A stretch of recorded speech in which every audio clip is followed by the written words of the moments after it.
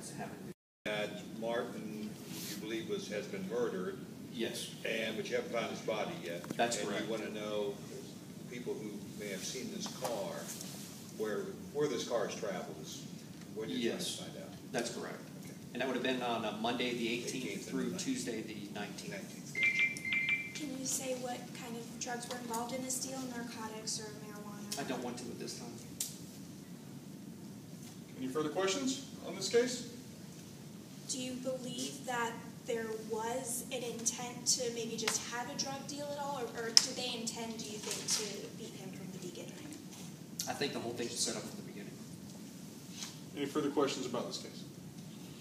What is your title? Assistant Chief. Thank Please spell your last name. Butler.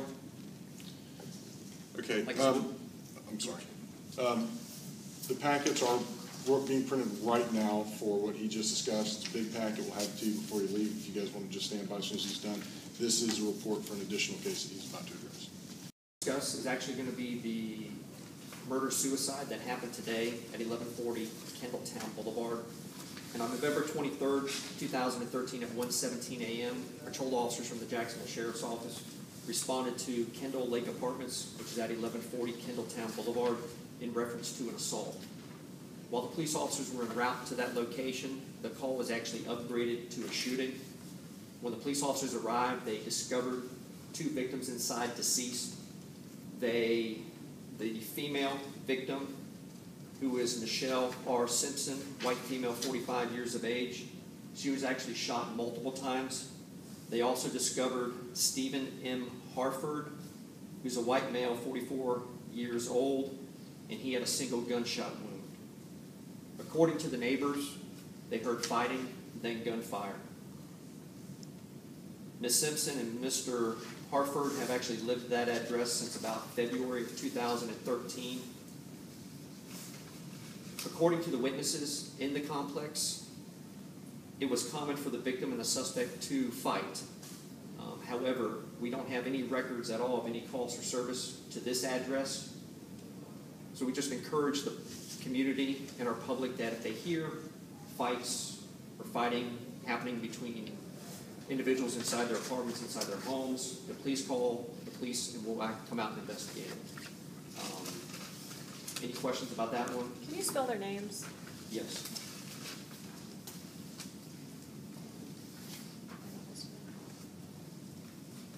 All right.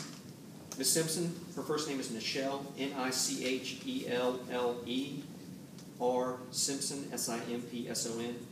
She's a white female, 45 years old. And then the suspect is Stephen, Stephen, M. Harford, Harford. He's a white male, 44 years of age. So you believe he's the one that shot her and then killed himself? Yes, that's correct. How would you describe their relationship? They were boyfriend, girlfriend, lived together. They lived together at another location. They had been at this address since February this year. Was there any history of domestic violence or restraining orders? Well, I haven't been able to find, of course we have the INVEST here at our agency, which is basically Intimate Violence Enhanced Services Team, which will basically reach out to individuals that are victims of domestic violence to offer them services. They have never been offered services from us. The only incident that we found was back in April of 2012, actually at another address, in which the suspect actually was intoxicated. At that point, he actually made threats to harm himself and to take everybody else out in the house with him at that time. We did actually respond, and we did seize firearms that he had, and he was Baker active. And like I said, that was back in April of 2012. Was she there at the time? Yes, she was. They have kids, and were there kids in the house?